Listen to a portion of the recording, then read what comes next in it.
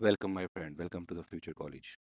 हमारा long question number 5 था, what is matter and anti matter, how Dirac propose the existence of anti matter. Book का topic है हमारा 14.3 matter and anti matter. In 1928 British physics Paul Dirac while studying the behavior of electron at very high speed। जब Paul Dirac behaviour of electron को study कर रहे थे बहुत high speed पे, speed comparative to the speed of light, तो उन्होंने एक इक्वेशन ड्राइव की, equation of for the energy that electron by combining the special relativity and quantum theory और स्पेशल रिलेटिविटी को कंबाइन करके एनर्जी ऑफ द इलेक्ट्रॉन की एक equation derive की। The relation of energy and momentum, energy और momentum के लिए जो रिलेशन था ठीक है ऑफ अ पार्टिकल, ये गिवन किया कि energy is equal to p square over 2m, या दूसरे लफ्ज़ में एनर्जी का square is equal to m c square का होल स्क्वायर। हम जानते हैं एम सी स्क्वायर ये रिलेटिविटी, स्पेशल रिलेटिविटी आइंस्टाइन की इक्वेशन है, उसका होल स्क्वायर लिया, और p c mass into velocity, sorry ये है m c mass into velocity, ये है momentum into speed of light का होल स्क्वायर हम कहेंगे मोमेंटम। ये मोमेंटम है, P momentum speed of light. तो ये इक्वेशन उन्होंने ड्राइव की। इसकी एक फॉर्म ये है, एक फॉर्म ये है। अगर हम इसका अंडर रूट ले लें, अगर हम इसका अंडर रूट ले लें और स्क्वायर को ओपन कर लें तो ये हमारी इक्वेशन बन जाएगी। Solving this equation for relativistic speed using special relativity and quantum theory, he drive an equation which है गिवन एज। तो उन्होंने ये इक्वेशन ड्राइव की। इस इक्वेशन में ई जो था वो एनर्जी थी पार्टिकल की, एम मैस था, पी हमारे पास मोमेंटम था, और सी हमारा स्पीड ऑफ लाइट था। बोथ पॉजिटिव और नेगेटिव सोल्यूशन, हमें पॉजिटिव सोल्यूशन भी मिला, नहीं यहाँ पे देखें पॉजिटिव सोल्यूशन मिला और नेगेटिव सोल्यूशन भी इसका मिला। For energy given a striking idea for anti particle, जिससे एक हमें एंटी पार्टिकल का आइडिया मिला। अगर हम पार्टिकल और एंटी पार्टिकल, मैटर और एंटी मैटर को में देखें, जैसे हाइड्रोजन का एटम ले लेते हैं, हाइड्रोजन के न्यूक्लियस में एक प्रोटॉन है और एक इलेक्ट्रॉन इसके गिर्द रोटेट करता है, तो ये हमारा मैटर हो जाएगा। अगर एंटी मैटर करेंगे तो उसके न्यूक्लियस में एक एंटी मैटर में एंटी प्रोटॉन होगा, ये एंटी मैटर यहाँ लिखा होगा एंटी प्रोटॉन, और उसके गिर्द एक पॉजिट्रॉन रोटेट करेगा, इसे कहेंगे एंटी हाइड्रोजन। एंटी हाइड्रोजन या एंटी मैटर। एक इलेक्ट्रॉन हमारा मैटर है और इसका एंटी मैटर पार्टिकल है पॉजिट्रॉन। इलेक्ट्रॉन का चार्ज होता है नेगेटिव, जबकि पॉजिट्रॉन का चार्ज है पॉजिटिव। बाकी तमाम डायमेंशन सेम है। एक प्रोटॉन, जैसे न्यूक्लियस, हाइड्रोजन न्यूक्लियस में प्रोटॉन था, इसे पॉजिटिव चार्ज है, लेकिन एंटी हाइड्रोजन के न्यूक्लियस में होगा एंटी प्रोटॉन, एंटी प्रोटॉन पे नेगेटिव चार्ज होगा। न्यूट्रॉन और एंटी न्यूट्रॉन दोनों पे कोई चार्ज नहीं होता और डायमेंशन भी सबकी सेम होती हैं। इसमें मैटर और एंटी मैटर साइज में, मैस में, रेस्ट मास एनर्जी में सेम होते हैं, लेकिन चार्ज में अपोजिट होते हैं। आप इस डायग्राम में देख सकते हैं, ये ग्रीन वाले हमारे प्रोटॉन है, बल्कि पर्पल वाले हमारे एंटी प्रोटॉन है। ये हमारे न्यूट्रॉन है सियान ब्लू कलर में, लेकिन यहाँ पे हमारे ये रेड कलर में, डार्क रेड कलर में एंटी न्यूट्रॉन है। ये ब्लू कलर के हमारे इलेक्ट्रॉन इसे की रोटेट कर रहे हैं, लेकिन एंटी मैटर में ये ऑरेंज येलो कलर के हमारे एंटी इलेक्ट्रॉन, जिसे हम पॉजिट्रॉन कहते हैं, वो रोटेट कर रहे हैं। तो ये डायग्राम डिफरेंस है मैटर और एंटी मैटर का। तो डायरेक्ट ने जो इक्वेशन दी थी उसमें जो पॉजिटिव सोल्यूशन था वो हमारा शो कर रहा था इलेक्ट्रॉन को, यहाँ पे कहते हैं पार्टिकल मैटर, और जो नेगेटिव सोल्यूशन था of the energy of particle, जिसका मैस और मोमेंटम बिल्कुल इक्वल था इलेक्ट्रॉन के, लेकिन उसका चार्ज अपोजिट था। पॉजिटिव सोल्यूशन लेट्स सपोज हमारा इलेक्ट्रॉन के लिए था, तो नेगेटिव सोल्यूशन एक ऐसे पार्टिकल के लिए होगा जिसका मैस और मोमेंटम तो इक्वल होगा, लेकिन चार्ज अपोजिट होगा, तो उसको उसने अपोजिट चार्ज वाले को कहा पॉजिट्रॉन। क्योंकि इलेक्ट्रॉन पे नेगेटिव चार्ज था तो उसका अपोजिट चार्ज होगा पॉजिटिव, उसको नाम दिया गया पॉजिट्रॉन, जिसे कह सकते हैं एंटी पार्टिकल ऑफ इलेक्ट्रॉन।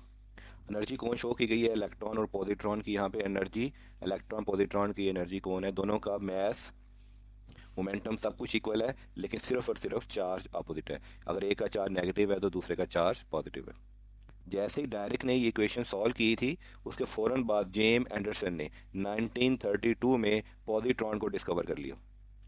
जब वो स्टडी कर रहे थे ट्रैक ऑफ कॉस्मिक रे पार्टिकल, जो आसमान से रेज आती हैं, आसमानी रेडिएशन है कॉस्मिक रे particle, in a cloud chamber में इसको ट्रैक कर रहे थे, स्टडी कर रहे थे। कैलिफोर्निया इंस्टीट्यूट ऑफ टेक्नोलॉजी में उन्होंने डिस्कवर कर लिया एक ऐसा पार्टिकल जिसका मैस बिल्कुल इक्वल था मैस ऑफ इलेक्ट्रॉन के, बट उसके ऊपर अपोजिट चार्ज था, यानी इलेक्ट्रॉन के बिल्कुल अपोजिट चार्ज था, जिसको द पॉजिटिव चार्ज पार्टिकल, जो उसका मैस इलेक्ट्रॉन के इक्वल था, उसे पॉजिट्रॉन का नाम दिया गया था।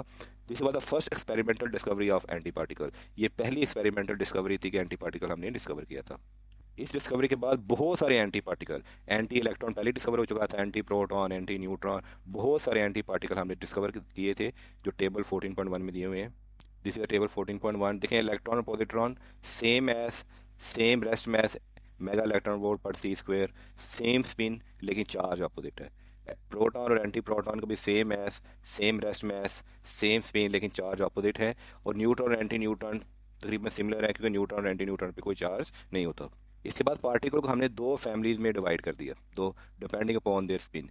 ऐसे पार्टिकल जिनकी इंटीग्रल स्पिन जीरो थी या वन थी या टू थी एंड सो ऑन थी, इंटीग्रल मल्टीपल थी जीरो वन टू, उनको हमने कह दिया बोसॉन। और ऐसे पार्टिकल जिनकी integral spin one by two थी, हाफ थी, उनको हमने कह दिया फर्मियंस। एवरी पार्टिकल का एक एंटी पार्टिकल भी होता है, तो मैटर जो कंपोज होता है वो anti particle is called anti matter. Matter का जो एंटी पार्टिकल का जो एंटी पार्टिकल है उस मैटर को हम एंटी मैटर कहते हैं। जैसे हम पहले बता चुके हैं, जो एंटी मैटर है उसका सब चीज़ें सेम होंगी, सिर्फ और सिर्फ अपोजिट चार्ज होगा, ओनली चार्ज। और कुछ दूसरी प्रॉपर्टीज भी चेंज होगी लेकिन मैथ मोमेंटम में बाकी तमाम चीज़ों में वो सेम होगा। दोबारा देख लेते हैं, पार्टिकल जिनकी स्पिन जीरो वन टू थी उनको हमने बेसॉन कहा था, और ऐसे पार्टिकल जिनकी स्पिन वन बाई टू थी उनको हमने फर्मियोन कहा था।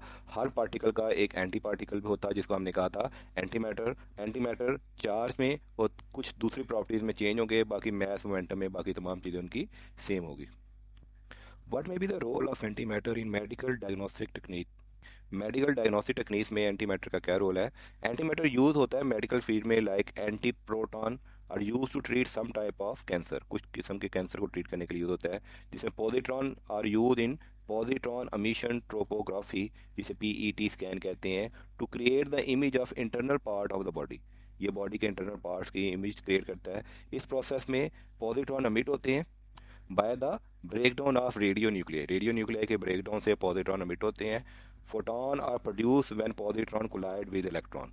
जब पॉजिट्रॉन इलेक्ट्रॉन के साथ कोलाइड होते हैं तो फोटॉन प्रोड्यूस होते हैं, और ये इलेक्ट्रॉन पॉजिट्रॉन पेयर कन्वर्ट होते हैं इनटू द एनर्जी। यहाँ पे आप देख सकते हैं पॉजिट्रॉन और इलेक्ट्रॉन दोनों निलेट हुए और इन्होंने फोटॉन प्रोड्यूस किए। इलेक्ट्रॉन और पॉजिट्रॉन जिसे एंटी इलेक्ट्रॉन कहते हैं दोनों निलेट हुए और इन्होंने दो फोटॉन क्रिएट प्रोड्यूस किए। और जो स्कैनर होता है डिटेक्ट कर लेता है एनिलेटेड फोटॉन को at an angle of 180 degree apart from each other. With the help of these photon image of internal body is obtain. इन्हीं फोटॉन की मदद से हमारी बॉडी के इनर बॉडी की इमेज ऑब्टेन होती है। पॉजिट्रॉन एमिशन टोपोग्राफी से हमें मदद मिलती है कि हम अवेल्यूएट करें इंटरनल ऑर्गन, जैसे हमारा हार्ट हो गया, ब्रेन हो गया। ये इस्तेमाल होता है डिटेक्शन और एवेल्यूएशन ऑफ कैंसर के लिए भी। बनाना, ब्राज़ील नेट, इवन के ह्यूमन बॉडी भी नेचुरल सोर्सेज है प्रोड्यूसिंग द एंटी पार्टिकल्स। हम भी पॉजिट्रॉन आवर सेल्फ खुद बेखुद एमिट करते हैं, किसकी वजह से? रेडियो एक्टिव पोटेशियम 40 की वजह से। क्योंकि रेडियो एक्टिव पोटेशियम 40 ये रेडियो आइसोटोप है नॉर्मल पोटेशियम का, और ये पॉजिट्रॉन एमिट करता है। ये पॉजिट्रॉन एमिट करता है इन बीटा डिके प्रोसेस के थ्रू। लेकिन ये पॉजिट्रॉन और ये रेडिएशन इतनी कम होती है कि इससे कोई भी हेल्थ हैजर्ड या हेल्थ थ्रेट नहीं होता। अब हम करेंगे example 14.1। Energy of particle system is 2 mega electron volt. देखिए 2 मेगा इलेक्ट्रॉन वोल्ट है, तो 2 मेगा की जगह हमने डाल दिया 10 की पावर 6, और इलेक्ट्रॉन वोल्ट को अगर आपने जॉल में कन्वर्ट करना है तो 1.6 इंटू 10 रेज पावर माइनस 19 से मल्टीप्लाई करना पड़ेगा। ये लिखा 2 मेगा, ठीक है, और वोल्ट को हमने अगर जॉल में कन्वर्ट करना है तो 1.6 इंटू 10 रेज पावर माइनस 19 से मल्टीप्लाई करना पड़ेगा। तो 2 इंटू 10 पावर 6 को 1.6 इंटू 10 रेज पावर माइनस 19 से मल्टीप्लाई किया तो 2 मेगा इलेक्ट्रॉन वोल्ट ये जॉल में कन्वर्ट हो गया। जॉल की वैल्यू आई 3.2 इंटू 10 रेज पावर माइनस 13 जॉल।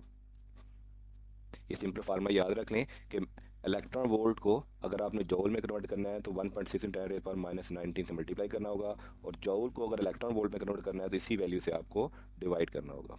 आगे पढ़ते हैं। Moving with realistic speed approaches to each other if the masses are 0.511 mega electron volt पर सी स्क्वायर। तो 0.511 मेगा इलेक्ट्रॉन वोल्ट पर सी स्क्वायर है, तो रेस्ट मैस में दिया हुआ है 0.511 मेगा इलेक्ट्रॉन वोल्ट पर सी स्क्वायर। जैसे हमें पता है स्पीड ऑफ लाइट होती है 3 इंटू 10 रेज पावर 8, उसका स्क्वायर लेंगे तो आ जाएगा 9 इंटू 10 रेज पावर 16। और मेगा इलेक्ट्रॉन वोल्ट को भी हमने देखा कि अगर हमें इसे जॉल में कन्वर्ट करना है तो ये कन्वर्ट हो जाएगा 1.6 इंटू 10 रेज पावर माइनस 19 से इसे मल्टीप्लाई करना पड़ेगा। हमने इसे जॉल में कन्वर्ट किया और बाद में स्पीड ऑफ लाइट से डिवाइड किया तो हमारा यूनिट आ गया केजी में, 9.11 into 10 raise power minus 31 KG. ये मैस है एक इलेक्ट्रॉन का। ये आपके साइंटिफिक कैलकुलेटर में वैल्यू भी मौजूद होती है। ये एक इलेक्ट्रॉन को इतना मैस होता है। नेक्स्ट फाइंड देयर मोमेंटम, अब हम इसका मोमेंटम फाइंड करेंगे। Also justify why momentum has two values, positive and negative, और बाद में इसकी दो वैल्यूज पॉजिटिव और नेगेटिव को जस्टिफाई भी करेंगे। अब हमने डायरेक्ट इक्वेशन लिखी, E is equal to plus minus m square c की power 4 plus p square c square, और इसका taking square on both side, इसका दोनों साइड से हमने क्या ले लिया, स्क्वेयर ले लिया। तो ये हमारे पास स्क्वेयर अंडर रूट से कैंसिल हो गया। हमने मोमेंटम निकालना है, तो एम स्क्वेयर सी की पावर 4 ये उस तरफ जाके माइनस हो गई, और ये सी स्क्वेयर जाके डिवाइड हो गया, और फिर हमने इस पूरी वैल्यू का हमने क्या लिया, अंडर रूट ले लिया। अंडर रूट लिया तो स्क्वेयर अंडर रूट से कैंसिल हो गया, ये मोमेंटम की वैल्यू आ गई। अभी ई की वैल्यू हमने निकाली हुई है यहाँ से, ये यहाँ पुट कर दी। मैस ऑफ इलेक्ट्रॉन निकाला है 9.11 इन 10⁻31 kg, यहाँ से हमने वैल्यू यहाँ पुट कर दी। स्पीड ऑफ लाइट में मालूम है 3 × 10⁻8 होती है, और दोबारा 3 × 10�8। इस जब साइंटिफिक कैलकुलेटर पे सॉल्व कर लें तो आपका आंसर आ जाएगा 1.03 × 10⁻21 किलोग्राम पर, वो sorry kilogram metre per second. के जी मैस इंटू वेलोसिटी होता है यूनिट मोमेंटम का, तो किलोग्राम इंटू वेलोसिटी, वेलोसिटी का यूनिट है मीटर पर सेकेंड।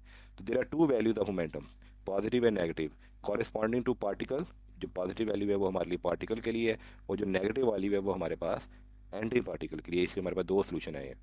असाइनमेंट 14.1, इस चैप्टर की असाइनमेंट आपको इसी प्ले लिस्ट में मिल जाएंगी, वो हमने ऑलरेडी अपलोड कर दी हुई है, काइंडली प्लीज़ वो आप ज़रूर देखिएगा। Physics aft at the relativistic heavy ion collider RHIC in New York creating the anti-nuclei of helium। Helium का उन्होंने एंटी न्यूक्लियर क्रिएट किया था, हीलियम 4 का। The anti helium 4 is the heaviest particle produce. अभी तक जितने भी एंटी मैटर प्रोड्यूस हुए हैं उसमें एंटी हीलियम 4 ये सबसे हैवीएस्ट पार्टिकल था, जो से किसी साइंटिस्ट ने आर्टिफिशियली प्रोड्यूस किया था। Scientist at CERN European research laboratory for particle physics artificially create an atom of anti matter which has open the door of further research. तो सन में एक एंटी मैटर आर्टिफिशियली हमने क्रिएट किया, जिससे हमारे दरवाजे खुल गए in the field of anti matter. Hydrogen along with anti hydrogen as shown in figure this, ये हमारा प्रोटॉन है, ये हमारा इलेक्ट्रॉन है, इस एंटी हाइड्रोजन है, ये हमारा एंटी प्रोटॉन है, और ये हमारा पॉजिट्रॉन है। ये दो अप और एक डाउन क्वार्क से मिलकर बनता है, ये दो एंटी अप और एक एंटी डाउन क्वार्क से मिलकर बनता है। The cost of 1 gram of anti matter is about $62.5 trillion. दुनिया की सबसे महंगी तरीन चीज़, 1 ग्राम एंटी मैटर की कॉस्ट $62.5 ट्रिलियन है, which make it most expensive material on earth. Anti matter can create object as it build out the atom that are charge conjugate of ordinary atom, जिसे हम कहते हैं anti atom. Charge conjugate means कि matter पे जो भी charge होगा anti matter पे उसका अपोजिट चार्ज होगा। ये हमारी अर्थ की सबसे महंगी तरीन चीज़ है। सन में जो आर्टिफिशियल क्रिएट करते हैं हम दोबारा देख लेते हैं। हाइड्रोजन में एक प्रोटॉन होता है और इसके गिर्द एक इलेक्ट्रॉन रिवॉल्व करता है, और प्रोटॉन दो अप क्वार्क और एक डाउन क्वार्क से मिलकर बनता है। जो हमने आर्टिफिशियली एंटी हाइड्रोजन किया है उसके न्यूक्लियस में एक एंटी प्रोटॉन है, और उससे गिर्द एक पॉजिट्रॉन रोटेट कर रहा है। जो दो एंटी अप क्वार्क, ये लाइन शो कर रही है कि एंटी क्वार्क है, और एक डाउन एंटी क्वार्क से मिलके बना है। Next long question, why there is asymmetry between matter and antimatter in a known universe। Matter और एंटी मैटर में इतनी ज़्यादा एसिमेट्री क्यों है? पार्टिकल और एंटी पार्टिकल एक दूसरे के परफेक्टली मिरर है, ये हम देख सकते हैं परफेक्टली दूसरे मिरर है। For every particle in the universe there must be a particle of anti matter. हर मैटर के लिए यूनिवर्स में एक एंटी मैटर लाजमी होना चाहिए। हमारी अर्थ, हमारा sun, dust between the galaxies, तमाम की तमाम बनी हुई है नॉर्मल मैटर से। It look like whole universe बना हुआ है मैटर से, ये लगता है कि होल यूनिवर्स मैटर से बना हुआ है। व्हेन वी लुक अराउंड, हम अपने इर्द गिर्द जब भी देखते हैं, हम इतना ज़्यादा एंटी मैटर नहीं देखते। क्यों? वो इसलिए कि जितना ऑब्जर्वेबल यूनिवर्स है वो डोमिनेट कर गया मैटर से rather than anti matter, due to imbalance that luckily occurred in the early universe. क्योंकि एक इनबैलेंस हो गया था अर्ली यूनिवर्स में जिसमें मैटर डोमिनेट कर गया था। ये जो हमारा यूनिवर्स है ये एसिमेट्री है इसमें। लेकिन इम्परफेक्शन बहुत ज़्यादा ज़रूरी थी ताकि ये स्टार गैलेक्सीज वजूद में आ सकें, और इवन लाइफ भी वजूद में आ जाए, इसलिए इम्परफेक्शन बहुत ज़रूरी थी, किसी एक को डोमिनेट करना बहुत ज़रूरी था। पार्टिकल और एंटी पार्टिकल ये एक दूसरे के चार्ज कॉन्जुगेट हैं। चार्ज कॉन्जुगेट, अगर एक पे पॉजिटिव चार्ज होगा तो दूसरे पे नेगेटिव चार्ज होगा। पॉजिटिव नेगेटिव पेयर हैं, hence whenever in the direction of pair particle and anti particle may law of conservation of charge required this conjugation which is known as C symmetry. इसको हम कहते हैं charge symmetry, कि जहाँ भी कोई particle बनेगा तो उसका एक एंटी पार्टिकल बनेगा, और जो पार्टिकल पे चार्ज होगा उसका अपोजिट चार्ज एंटी पार्टिकल पे होगा। इसे कहते हैं चार्ज सिमेट्री। पार्टिकल और एंटी पार्टिकल ये मिरर है एक दूसरे के। ये इक्वल होने के बावजूद, ठीक है ना, एक दूसरे के स्पेस इन्वर्जन है जिसको हम कहते हैं पैरिटी। देखिए हमने हाथ देखें, हाथ का जो मिरर रिफ्लेक्शन है, इस मिरर रिफ्लेक्शन दोनों के इक्वल है लेकिन अपोजिट है, इस चीज़ को हम कहते हैं पैरिटी। तो चार्ज सिमेट्रिक है कि हर मैटर और एंटी मैटर पे अपोजिट चार्ज होगा, और पैरिटी कहते हैं कि सेम चीज़ होगी लेकिन एक दूसरे के रिफ्लेक्शन होगा। अगर हम यहाँ पे लाइन लगाएं वो जिसको कहें हम, ये मिरर है, तो अगर हमारा ये रियल मैटर वर्ल्ड है तो ये हमारा एंटी मैटर वर्ल्ड होगा। तो हमारा एंटी मैटर इतना ज़्यादा रेयर क्यों है, वाई, ठीक है ना, जब मैटर और एंटी मैटर परफेक्टली बैलेंस है तो क्या हुआ एंटी मैटर स्टफ को? इसका जो आंसर है हमें अर्ली यूनिवर्स से मिलेगा। जैसे अर्ली यूनिवर्स की जो मोस्ट एक्सेप्टेबल थ्योरी थी वो थी बिग बैंग थ्योरी। इस थ्योरी के मुताबिक 1307 बिलियन ईयर्स पहले एक बहुत बड़ा एक्सप्लोजन हुआ था जिसमें मैटर और एंटी मैटर बिल्कुल इक्वल अमाउंट में पैदा हुए थे, जिसे हम कहते हैं चार्ज पैरिटी सिमेट्री। लेकिन इस सिमेट्री में जितना भी मैटर था वो तमाम मैटर एनिहिलेट हुआ, आपस में मिला, और आपस में उसने प्लैनेट स्टार बनाए और बाकी जगह एम्प्टी यूनिवर्स छोड़ दिया जिसे हम स्पेस कहते हैं। लेकिन रियल यूनिवर्स में तो हमारा मैटर बहुत ज़्यादा असेस में है। क्यों? क्योंकि तमाम मैटर सरवाइव कर गया एनिहिलेशन से। तमाम मैटर सरवाइव कर गया एनिहिलेशन से, जबकि जो एंटी मैटर ने एनिहिलेशन का प्रोसेस अडॉप्ट नहीं किया। तो इसे हम कहेंगे CP violation, charge parity violation, कि मैटर हमारा सरवाइव कर गया लेकिन एंटी मैटर हमारा सरवाइव नहीं कर सका। सीपी वायलेशन को देखते हैं। CP violation is the phenomena where some decay process had different probability for a particle than for anti particle. CP violation एक ऐसा फिनोमेना था, एक ऐसा तरीकाकार था कि जो डिके प्रोसेस था उनकी प्रोबेबिलिटी डिफरेंट थी, पार्टिकल के लिए डिफरेंट थी और एंटी पार्टिकल के लिए डिफरेंट थी। जो हमारा पार्टिकल था उसका डिके प्रोसेस तो नॉर्मल था, लेकिन एंटी पार्टिकल सर्वाइव नहीं कर सका, उसका डिके प्रोसेस बहुत ही ज़्यादा फास्ट था। पार्टिकल फिजिक्स में बहुत से लॉ वायलेट हुए, जैसे violation of conservation laws, charge conjugation और पैरिटी कम्बिनेशन, ये दो, पैरिटी के कंजर्वेशन, दोनों लॉज वायलेट हुए, और दोनों लॉ वायलेट किए वीक फोर्सेज ने, वीक न्यूक्लियर फोर्सेज। यही सीपी वायलेशन, ये मेन कॉज थी एसिमेट्री इन द यूनिवर्स, कि यूनिवर्स में एसिमेट्री है, मैटर बहुत ज़्यादा है और एंटी मैटर बहुत ही कम है। इन early universe equal amount of matter anti matter were produce. जब यूनिवर्स पैदा हुआ तो जितना मैटर प्रोड्यूस हुआ उतना ही एंटी मैटर प्रोड्यूस हुआ। लेकिन after the first second when nucleus form, matter start dominating. पहले सेकंड के बाद, एक सेकंड के बाद ही मैटर ने डोमिनेट करना शुरू कर दिया। न्यूक्लियस के अंदर दो फोर्सेस, स्ट्रॉन्ग न्यूक्लियर फोर्सेस जिसने न्यूक्लियस को बाइंड किया, and the weak nuclear forces जो रिस्पॉन्सिबल थी न्यूक्लियर डिके का, दोनों प्रोमिनेंट हो गई। लेकिन वीक न्यूक्लियर फोर्स ने वायलेट कर दिया सीपी वायलेशन को, चार्ज पैरिटी वायलेशन कर दी। Evidence in early universe for strong forces CP violation are less, कि स्ट्रॉन्ग फोर्सेस ने सीपी वायलेशन की थी, इसके हमें बहुत कम एविडेंस मिले हैं। ज़्यादातर एविडेंस हमें मिले हैं कि वीक न्यूक्लियर फोर्सेस ने सीपी वायलेशन की थी।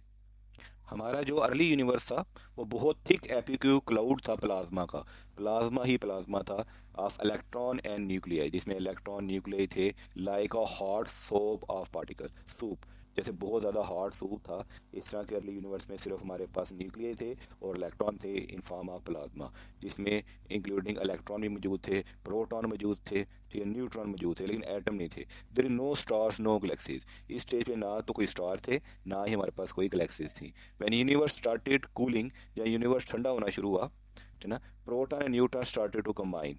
तो हमारे पास स्ट्रॉन्ग न्यूक्लियर फोर्स ने प्रोटॉन और न्यूट्रॉन को कंबाइन करना शुरू कर दिया और न्यूक्लियस और एटम बनाने शुरू कर दिए। The form ionization atom of hydrogen, they form ionization ionize atom of hydrogen, उन्होंने हाइड्रोजन के आयनाइज न्यूक्लियस एटम बनाए। And after some time fusion process हुआ और फिर उन्होंने हाइड्रोजन से हीलियम बनाया। फ्यूजन प्रोसेस से कुछ अर्से बाद उन्होंने हाइड्रोजन से हीलियम बना दिया। Charge parity and time symmetry. Charge symmetry में बताती है कि every particle replace with anti particle. जब भी कोई पार्टिकल पैदा होता है तो साथ में उसके एंटी पार्टिकल भी रिप्लेस पैदा होता है। पैरिटी सिमेट्री बताती है state that universe is reflected as in a mirror.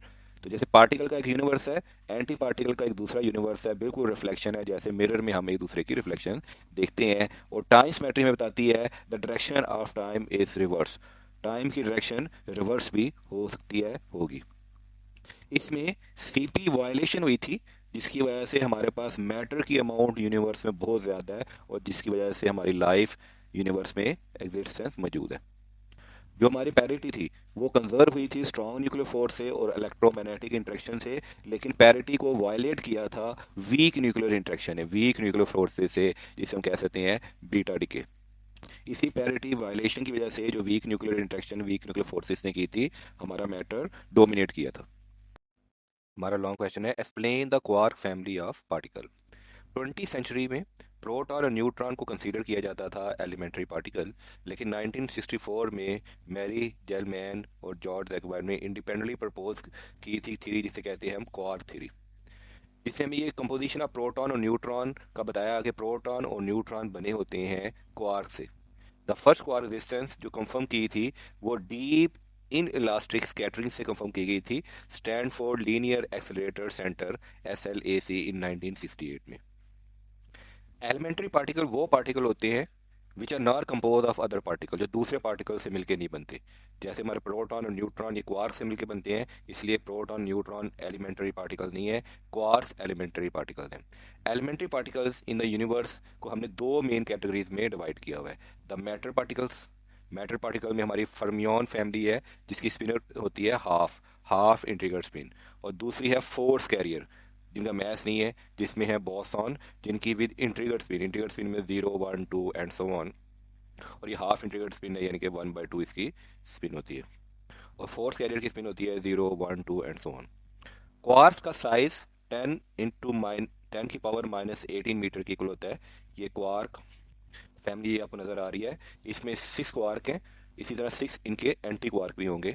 Quark और एलिमेंट्री पार्टिकल जिसे हम कह सकते हैं बेसिक बिल्डिंग ब्लॉक्स, ठीक है। क्वार्क्स क्या बनाते हैं? क्वार्क बनाते हैं मिसॉन एंड बारियंस, और तमाम जो मैटर है वो मिसॉन और बारियन से मिलकर बनता है। दीज क्वार्क कंबाइन, ये क्वार्क अब कंबाइन होते हैं और आपस में कंपोजिट पार्टिकल बनाते हैं, और उन पार्टिकल्स को हम कहते हैं हाइड्रॉन्स। तमाम क्वार्क की जो स्पिन होती है वो होती है 1/2, तमाम क्वार्क की जो स्पिन है वो 1/2 होती है। Every quark has is anti quark, जैसे ये अप क्वार्क है तो इसका एंटी क्वार्क भी होगा anti up, with same properties, सबकी सेम प्रॉपर्टीज होगी, लेकिन जैसे बताया एंटी मैटर का जो चार्ज है वो अपोजिट होता है, ठीक है, but with opposite charge. Quark के 6 मेन फ्लेवर्स हैं, flavour are some properties of the particle, और वो फ्लेवर हैं top, up, strange, charm, down, bottom, और इसी तरह एंटी फ्लेवर भी हैं इसके, anti top, anti up, anti strange, anti charm, anti down, anti bottom, वो एंटी मैटर के फ्लेवर हो जाएंगे जिन्हें हम एंटी क्वार्क कहेंगे। हमारा पहला क्वार्क है अप क्वार्क। ये तमाम क्वार्क में सबसे लाइटेस्ट है, सबसे हल्का है, और सबसे ज़्यादा मोस्ट स्टेबल भी यही है, ठीक है ना। इसका मैस है 1.7 से 3.1 मेगा इलेक्ट्रॉन वोल्ट पर सी स्क्वेयर, और इस पे चार्ज होता है +2/3 ई फॉर 1 इलेक्ट्रॉन चार्ज, ठीक है ना, 2/3 चार्ज ऑफ इलेक्ट्रॉन। इसको डिनोट करते हैं यू से, स्मॉल यू से, और इसका एक एंटी क्वार्क भी होगा, जैसे यू के ऊपर हेड लगा देंगे, लाइन लगा देंगे। नेक्स्ट हमारा क्वार्क है डाउन क्वार्क। ये अप क्वार्क से हैवी होता है, लेकिन बाकियों से इसका लाइटर होता है, हल्का होता है। इसका स्मॉल मैथ देर हाईली स्टेबल, ये भी बहुत हाईली स्टेबल है, हाईली स्टेबल क्वार्क है। इसका मैस 4.1 से 5.7 मेगा इलेक्ट्रॉन वोल्ट पर सी स्क्वेयर है, और इसका चार्ज होता है 1/3, ठीक है ना, 1/3 ऑफ इलेक्ट्रॉन। इसको डी से नोट करते हैं, और एंटी डाउन को डी लाइन से स्टोर करते हैं। यार क्या, जितनी अप क्वार्क फैमिली है जिसमें अप, चार्म और टॉप है, इन सब का चार्ज होता है 2/3, और जितनी डाउन क्वार्क फैमिली है जिसमें डाउन, स्ट्रेंज और बॉटम है, इसका चार्ज होता है -1/3, इन सबका चार्ज -1/3 है। अब थर्ड देखते हैं हमने charm quark. Charm quark mass about 1280, 100 time more massive than the up quark and down quark. It is the second generation quark, ये सेकंड जनरेशन क्वार्क है। ये फर्स्ट जनरेशन थी जो बहुत स्टेबल होती है, ये सेकंड जनरेशन है जो इतनी स्टेबल नहीं होती। तो इसका भी चार्ज +2/3 ई है, इसको सी से डिनोट करते हैं और एंटी को सी लाइन से। और स्ट्रेंज क्वार्क देखते हैं। स्ट्रेंज डाउन क्वार्क की नेक्स्ट जनरेशन सेकंड जनरेशन है, डाउन की सेकंड जनरेशन है। इस पे भी चार्ज होगा -1/3 ई, और इसका मैस है 96 मेगा इलेक्ट्रॉन वोल्ट पर सी स्क्वायर। इसको एस और एंटी स्ट्रेंज को एस लाइन से शो किया जाता है।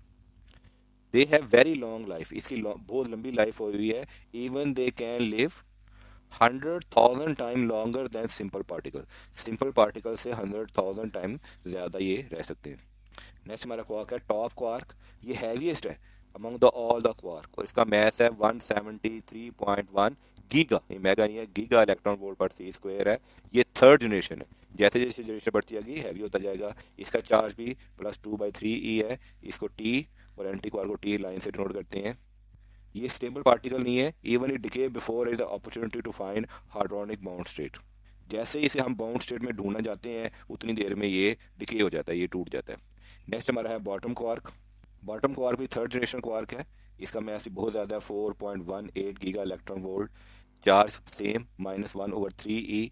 इसे बी और एंटी क्वार्क को बी लाइन से डिनोट किया जाता है। और बॉटम क्वाड डिके होकर आमतौर पे सेकंड जनरेशन क्वाड जिसे चाम क्वाड कहते हैं वो बनाता है, पर really into an up quark, बहुत कम चांसेस में ये अप क्वार्क बनाता है। ये तमाम क्वार्क फेवर 14.6 में शो किए गए हैं। क्वार्क की अनदर प्रॉपर्टी भी होती है जिसे कहते हैं quark and gluon is the color charge which is related to the particle strong interaction in the theory of quantum chromodynamics QCT. Quantum chromodynamics is a model which govern the behaviour of quark. ये एक ऐसा model है वो बताता है कि quark किस तरह बिहेव करेंगे, कैसे इंटरेक्ट करेंगे। याद रखिएगा ये जो कलर प्रॉपर्टी है ये टोटली डिफरेंट है हमारे कॉमन मीनिंग ऑफ कलर, जिसे हम रंग वगैरह कहते हैं, सफ़ेद, blue, white colour. Quark can be found in 3 colour. Quark को हमने 3 कलर दिए हैं अपनी आसानी के लिए, रेड, ब्लू और ग्रीन। और एंटी कलर भी इसके होंगे, एंटी रेड, एंटी ब्लू और एंटी ग्रीन। यार कि वही 3 क्वार्क आपस में इंटरेक्ट करेंगे, जब ये 3 कलर मिलके वाइट या कलरलेस कलर बनाएंगे तो वो पार्टिकल हमारा लाइफ में एग्जिस्ट कर सकता है, अदरवाइज एग्जिस्ट नहीं कर सकता। Quark can only be found, quark सिर्फ पेयर्स में फाउंड होते हैं, जिसे हम कहेंगे एक क्वार्क और एक एंटी क्वार्क, या 3 क्वार्क इन नेचर। या तो क्वार्क और एंटी क्वार्क मिलकर मैटर बनाएंगे या 3 क्वार्क मिलकर एंटी क्वार्क बनाएंगे। सिंगल फ्री क्वार्क आज तक हमने नहीं ढूंढा। Scientist try to break the pair of quark but they found the energy given by them to break them is converted to another quark. Scientist ने बहुत कोशिश की है कि क्वार्क को भी तोड़ा जाए, लेकिन जब हम क्वार्क को तोड़ते हैं तो उसमें से एनर्जी रिलीज होती है, तो क्वार्क एक दूसरे क्वार्क में या एंटी क्वार्क में तब्दील हो जाता है। It's split into a new pair of double quark. New pair of quark, hence free quark can not be exist. इससे हमें फ्री क्वार्क कभी भी नहीं मिलता। क्वार्क हमेशा पेयर्स में, क्वार्क और एंटी क्वार्क में मिलते हैं, या 3 क्वार्क इकट्ठे मिलते हैं। अकेला क्वार्क कभी भी हमें नहीं मिला। जब हम कोशिश करते हैं अकेले क्वार्क को हासिल करने के लिए तो क्वार्क अपना फ्लेवर चेंज कर लेते हैं, लेकिन अकेले नहीं मिलते। शॉर्ट कॉन्सेप्चुअल क्वेश्चन के फ़र्क बयान करें एलिमेंट्री और सब एटॉमिक पार्टिकल में। एलिमेंट्री पार्टिकल दोज पार्टिकल होते हैं they can not be further divided, जिसको हम मजीद डिवाइड नहीं कर सकते। Subatomic particle are just part of atomic particle. और subatomic particle atom atomic particle के जो फास्ट होते हैं जैसे प्रोटॉन और न्यूट्रॉन, ये एलिमेंट्री पार्टिकल्स नहीं है, ये सब एटॉमिक पार्टिकल्स हैं। They can be further divided. इस हम इलेक्ट्रॉन सॉरी प्रोटॉन और न्यूट्रॉन को हम फर्दर डिवाइड कर सकते हैं क्वार्क में, ठीक है। क्वार्क को हम कह सकते हैं कि ये एलिमेंट्री पार्टिकल्स हैं, जबकि प्रोटॉन और न्यूट्रॉन ही हमारे सब एटॉमिक पार्टिकल हैं, ठीक है। थ्रू बोथ आर सब एटॉमिक पार्टिकल्स, प्रोटॉन और न्यूट्रॉन हमारे सब एटॉमिक पार्टिकल हैं। तो सब एटॉमिक पार्टिकल वो होते हैं जो एटम में पाए जाएं, और एलिमेंट्री पार्टिकल वो होते हैं जिन्हें फर्दर डिवाइड ना किया जा सके। Standard model of elementary particles आप ये देख रहे हैं। इसे हमारा नेक्स्ट क्वेश्चन है hadrons. What are hadrons, baryons, mesons and leptons? ऐसे सब एटॉमिक पार्टिकल जो क्वार्क और एंटी क्वार्क से मिलकर बनते हैं, और ये क्वार्क और एंटी क्वार्क आपस में जुड़े होते हैं स्ट्रॉन्ग न्यूक्लियर फोर्सेस से। इस तरह के हम सब एटॉमिक पार्टिकल को कहते हैं हेड्रॉन्स। पार्टिकल को हमने 2 मेन फैमिली में डिवाइड किया था, लेप्टॉन्स और हेड्रॉन्स। और जो क्वार्क और एंटी क्वार्क से मिलकर बनते हैं उनको हम कहते हैं हेड्रॉन्स। हेड्रॉन की भी आगे 2 मजीद फैमिलीज हैं, मिसॉन्स एंड बॉरियॉन्स, जिसकी आगे टाइप्स आएंगी। बॉरियॉन में आएंगे प्रोटॉन और न्यूट्रॉन, और मिसॉन में आएंगे पॉइन और कॉइन। हेड्रॉन की प्रॉपर्टीज देखते हैं। Hadron experience a strong nuclear force. Hadron वो पार्टिकल होते हैं जो स्ट्रॉन्ग न्यूक्लियर फोर्स एक्सपीरियंस करते हैं। क्वार्क के ऊपर फ्रैक्शनल चार्ज होता है 2/3, 1/3, लेकिन जो हैड्रॉन होते हैं वो क्वार्क से मिलके इंटीग्रल चार्ज बनाते हैं 0, +1 या -1। हैड्रॉन हमारे पास हैवीएस्ट पार्टिकल्स होते हैं। हैड्रॉन के ऊपर कोई नेट कलर चार्ज नहीं होता।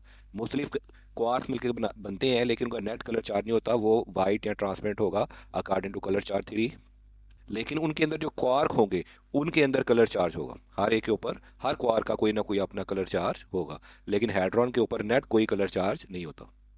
हैड्रॉन एक अनस्टेबल पार्टिकल्स हैं, ये डिके भी होते हैं, टूट फूट का शिकार भी होते हैं।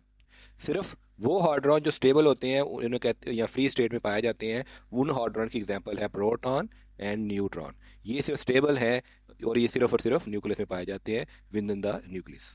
हार्ड्रॉन के एग्जांपल में आते हैं कौन? Proton, neutron, anti proton, anti neutron. Quark की पार्टिसिपेटिंग को देखते हुए हार्ड्रॉन को हमने दो ग्रुप्स में डिवाइड किया है। वो है बॉरियॉन्स एंड मीसॉन्स। पहले हम बारियन को देखते हैं। दोज पार्टिकल जिनका मैस प्रोटॉन के इक्वल हो या उससे बड़ा हो, equal to the mass of proton और ग्रेटर, उसको हम कहते हैं बोरियन। ये हैड्रॉन की वो टाइप है जो तीन क्वार्क मिलके बनाते हैं। तीन क्वार्क मिलके जो टाइप बनाते हैं हैड्रॉन की, उन्हें हम बोरियंस कहते हैं। दे आर फर्मियन एज, उनकी जो स्पिन होती है वो हाफ इंट्रीगल स्पिन होती है due to odd number of quark in them. उनमें तीन क्वार्क होते हैं जो ऑड में, ऑड नंबर ऑफ क्वार्क है, इसलिए उनकी जो स्पिन है वो हार्ड इंट्रीगल स्पिन होगी। प्रोटॉन और न्यूट्रॉन आर वेल नोन बोरियन, इसी कॉमन एग्जांपल हैं प्रोटॉन और न्यूट्रॉन। अ क्वांटम नंबर जो इक्वल होता है बोरियन माइनस एंटी बोरियन, एक क्वांटम नंबर ऐसा निकाला जाता है कि बोरियन में से माइनस करेंगे हम एंटी बोरियन को, तो उससे सिस्टम का सब एटॉमिक पार्टिकल जो बनता है उसको हम, उस नंबर को हम कहते हैं बोरियन नंबर। तो बोरियन नंबर क्या होता है? Baryon minus anti baryon is called baryon number. जैसे बोरियन नंबर का हमने, तमाम बोरियन को बोरियन नंबर हमने दिया है +1, और तमाम एंटी बोरियन को हमने बोरियन नंबर दिया हुआ है -1। Baryon, positive baryon, +1 baryon number, और anti baryon means negative baryon, -1 baryon number. Book में आपको ये बोरियंस का टेबल दिया गया है, प्रोटॉन न्यूट्रॉन ओमेगा डेल्टा, इनके आपको बोरियन नंबर याद करना पड़ेंगे। प्रोटॉन न्यूट्रॉन ओमेगा डेल्टा सबका बोरियन नंबर क्या है? +1। और anti proton, anti neutron, anti omega, anti delta का बोरियन नंबर होगा -1। और क्योंकि ये बोरियन है इसलिए इनका लैप्टॉप नंबर होगा 0। ये न्यूमेरिकल सॉल्व करने के लिए आपको वैल्यूज आनी चाहिए।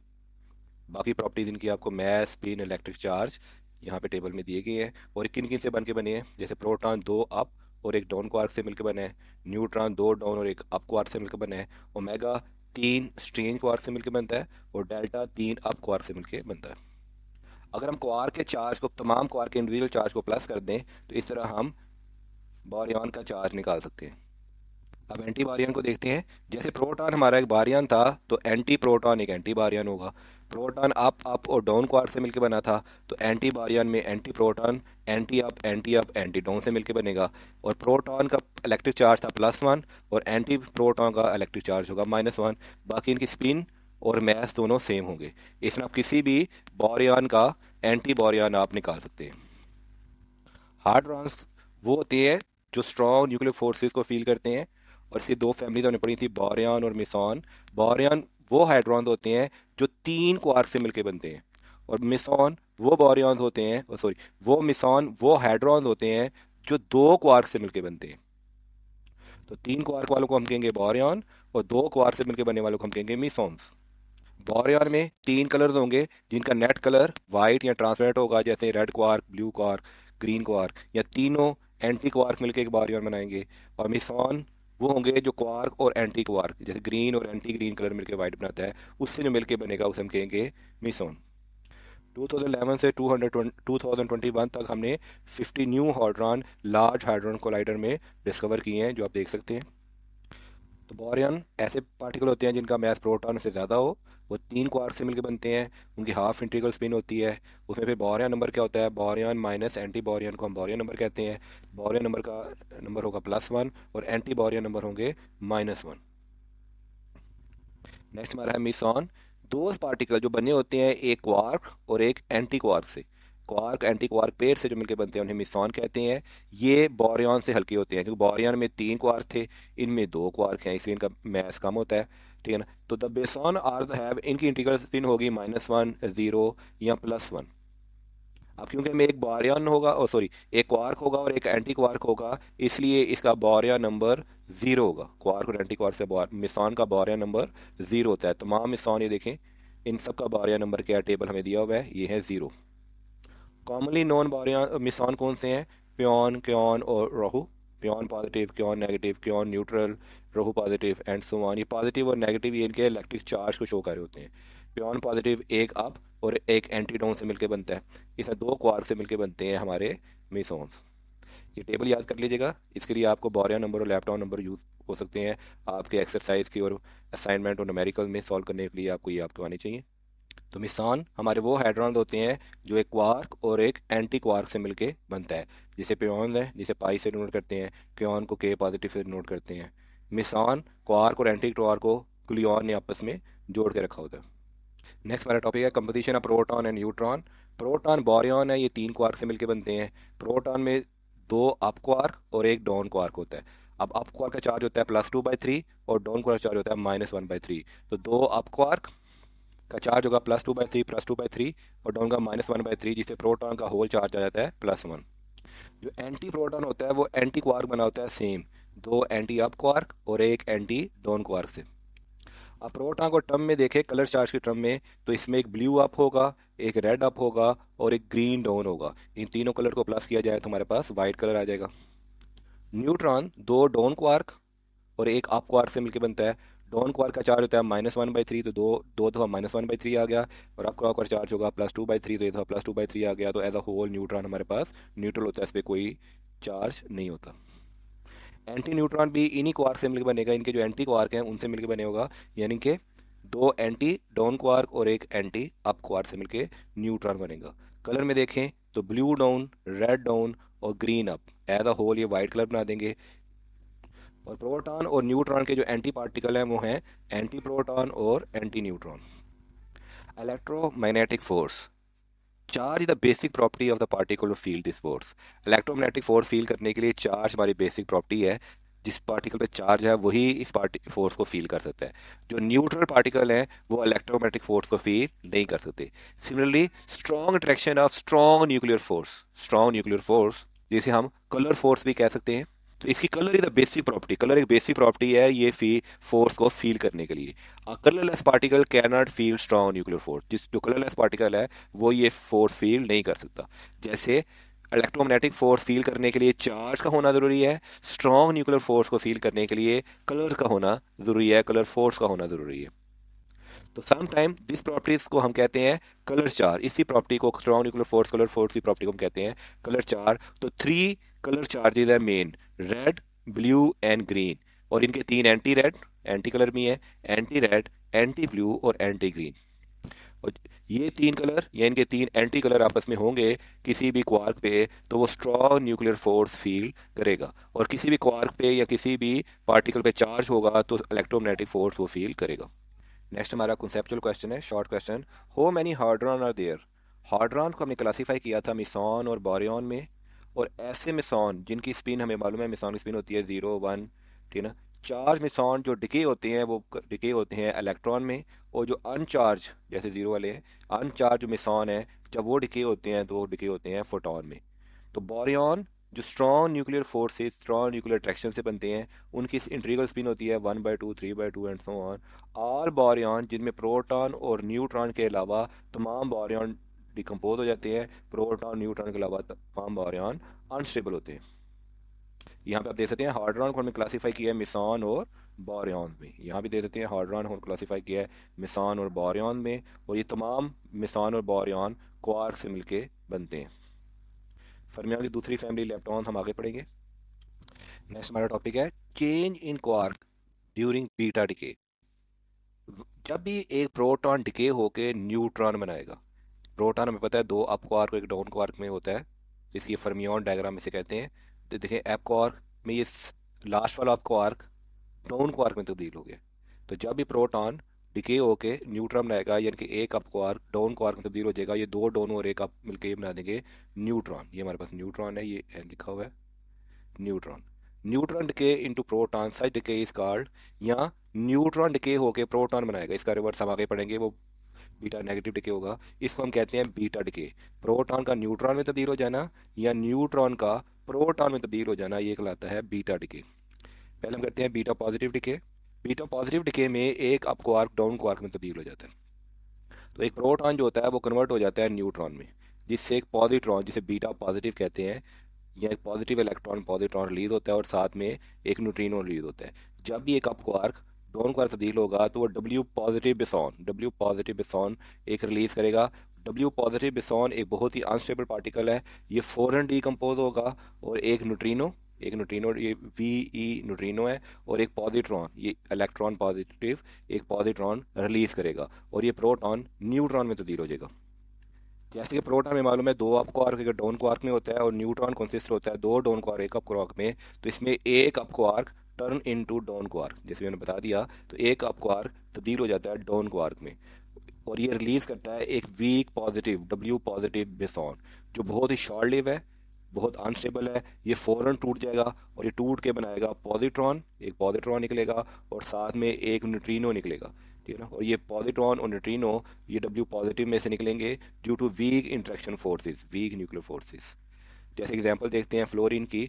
Fluorine atomic number 9, mass number 18, जब बीटा पॉजिटिव डिके करेगा तो इसमें एक पॉजिटिव पॉजिट्रॉन और एक न्यूट्रिनो रिलीज होगा, और साथ में एटॉमिक नंबर, क्योंकि प्रोटॉन कम हो गया है तो देखिए प्रोटॉन 9 थे, अब प्रोटॉन हो जाएंगे 8, तो एक प्रोटॉन कम हो जाता है और न्यूट्रॉन बढ़ जाता है और मास नंबर वही रहता है, तो ये फ्लोरीन कन्वर्ट हो जाएगा ऑक्सीजन में, इसे हम कहते हैं beta plus, beta positive decay. तो बीटा प्लस डिके में बीटा पार्टिकल जिसे पॉजिट्रॉन कहते हैं वो न्यूक्लियस से एमिट होता है, या आप कह सकते हैं प्रोटॉन टूट के उसने न्यूट्रॉन और पॉजिट्रॉन बना दिया। एक प्रोटॉन टूटा है और इसने न्यूट्रॉन और एक पॉजिट्रॉन और एक न्यूट्रिनो बना दिए। न्यूट्रिनो ये अमिट होता है, इसका बहुत ही कम मास होता है।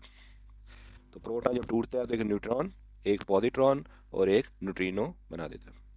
अब हम देखते हैं beta negative decay. Beta negative decay में न्यूट्रॉन टूट जाता है और न्यूट्रॉन टूट के एक प्रोटॉन बना देता है। देखिए न्यूट्रॉन हमें मालूम है एक अप और दो डाउन क्वार्क में है, तो ये लास्ट वाला जो डाउन क्वार्क है ये टूटेगा और इसमें से एक अप क्वार्क निकलेगा, एक W minus boson, W minus बेसॉन यहाँ भी दे सकते हैं, यहाँ भी दे सकते हैं, रिलीज होगा। और डब्ल्यू माइनस बेसॉन बहुत ही अनस्टेबल शॉर्ट लिव है और ये फ़ौरन टूट के बना देगा एक इलेक्ट्रॉन जिसे हम बीटा नेगेटिव कहते हैं, और एक एंटी न्यूट्रिनो पार्टिकल जिसे कहते हैं एंटी न्यूट्रिनो पार्टिकल। यहाँ भी देख सकते हैं न्यूट्रॉन टूटा और इसने एक प्रोटॉन बनाया, प्रोटॉन में पॉजिटिव चार्ज था, एक इलेक्ट्रॉन और एक एंटी न्यूट्रिनो रिलीज हुआ। In the above relation only two particles are make of quarks, proton and neutron. Neutron दो डाउन क्वार्क और एक अप क्वार्क में है, और प्रोटॉन दो अप क्वार्क एक डाउन क्वार्क से मिलकर बनता है। इन द रिएक्शन, इस रिएक्शन में एक डाउन क्वार्क, इस रिएक्शन में एक डाउन क्वार्क चेंज हो जाता है एक अप क्वार्क में, और वो रिलीज करता है weak boson W minus, W minus एक अनस्टेबल बोसॉन पार्टिकल रिलीज करता है जो बहुत ही शॉर्ट लिव है और शॉर्टली कन्वर्ट हो जाता है इनटू इलेक्ट्रॉन, और साथ में एक एंटी न्यूट्रिनो, और अपनी वीक न्यूक्लियर अट्रैक्शन के साथ एक एंटी न्यूट्रिनो पार्टिकल रिलीज करता है। एग्जाम्पल देते हैं कार्बन। कार्बन का अटॉमिक नंबर है 6, मास नंबर है 14, और इसका जब एक न्यूट्रॉन टूटेगा तो देखें न्यूट्रॉन मास नंबर वही रहेगा लेकिन प्रोटॉन नंबर एक प्रोटॉन बन जाएगा, प्रोटॉन नंबर एक इंक्रीज हो जाएगा। पहले इसका प्रोटॉन नंबर 6 था, अभी टूटा तो प्रोटॉन नंबर हो गया 7, तो ये बन गया नाइट्रोजन 714। साथ में इसने minus electron beta negative release किया, ठीक है, और साथ में एक एंटी न्यूट्रिनो रिलीज करेगा। ये सी फर्मियन डायग्राम थी, हमारी एग्जाम्पल थी।